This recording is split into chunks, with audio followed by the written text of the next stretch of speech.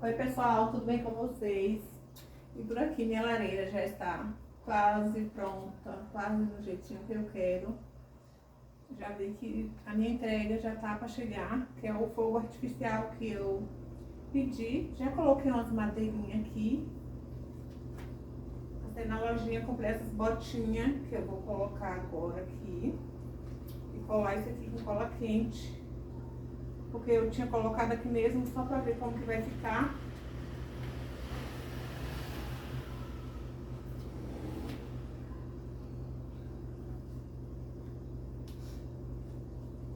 Vamos colocar aqui essas botinhas. Olha que lindas.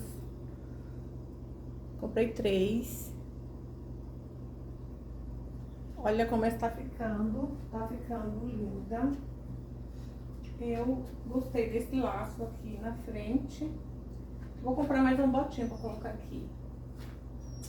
Devia ter comprado 4. Mas não tem problema. Depois vou lá na lojinha. Acho que amanhã eu tenho que descer lá porque eu tenho que pegar minha árvore de Natal. Eu comprei uma árvore de Natal de 2,10 metros. Aí eu vou passar para pegar minha árvore de Natal e vou comprar outra botinha.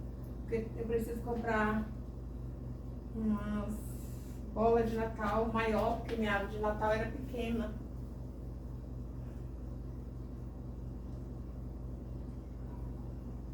Eu ainda estou usando o bastão que eu tinha de cola quente por cima.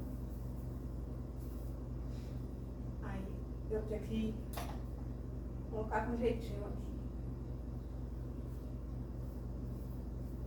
Eu vou estar arrumando aqui, tudo que eu vou arrumar aqui, vou mostrar pra vocês como vai ficar.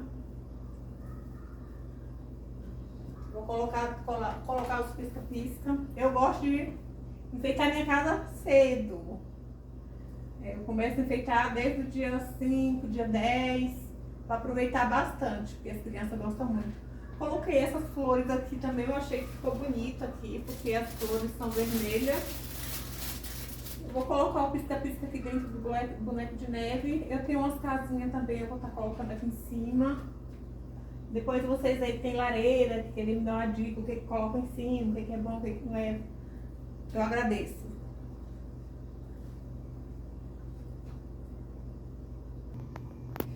E assim ficou.